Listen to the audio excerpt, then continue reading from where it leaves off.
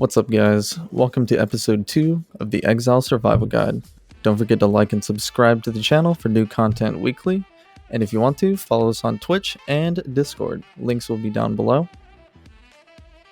So, before we get started, before the Act 1 walkthrough, you might be wondering, how exactly do I pick a build that doesn't suck? If you watched part 1 of the Exile Survival Guide, you may have heard me mention poebuilds.cc. It's a great website where they actually host community builds that link you directly to the Path of Exile forums. So what constitutes a good starter build, or a good league start, as most builds would say? Well, you want to be able to get into maps with as little as possible required unique items. And there's plenty of builds listed that are purely rare items. Some builds have really cheap unique items that they use, but they're not required.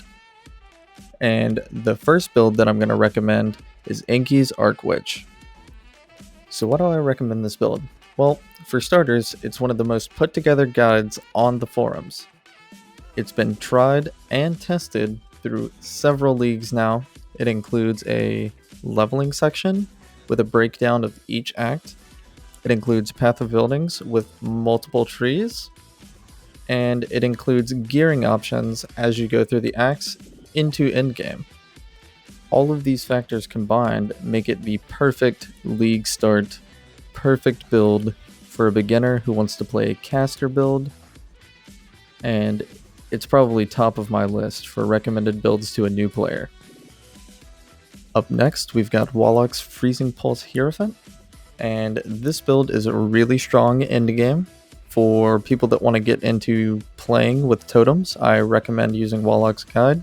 He goes through every single act, he goes through the gem choices as well as gearing, and he also showcases his path of building with his endgame setup.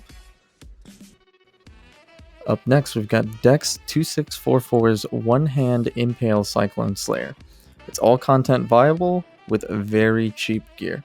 It is a good starter build for those of you that want to get into melee, but don't necessarily have the money for a full 6-link Starforge setup or 6-link Disfavor setup or something crazy like that. And up next, we've got Tien's Stormbrand Inquisitor. Now, Tien has made several builds. One of my personal favorite of his builds is his Elemental Hit Guide, which is a very strong build for a bow character.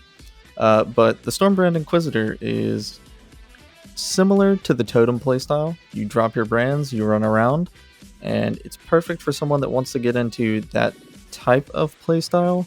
It's more hit and run and passive, while still being very strong for bosses. Last but not least, we've got Gazi's Dominating Blow Guardian. Now, this build is a hybrid between melee and minions. It's a really strong, really tanky, and it's super fun to play. In his guide, he includes a leveling section, a gem gearing section, as well as a path of building link. I highly recommend Gazi because he's made several builds over the past few leagues that are extremely strong and extremely fun to play, which takes different approaches to different meta skills.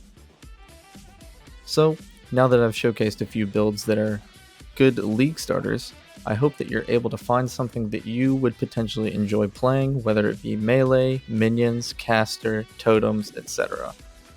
Just remember, when you're picking your league starter, try to find something that has a gem section that explains why they took the choices that they did. Potentially a leveling section is ideal.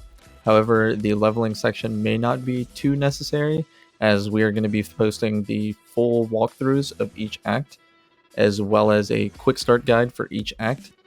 But just remember that any build you pick is up to you, but you can't be too disappointed if you do pick a build that has required uniques, because those required uniques are what makes the build shine, which is why I highly recommend picking a build that only uses rare items and maybe 1 or 2 uniques that are cheap and affordable. Anyways, thanks for watching, and don't forget to subscribe.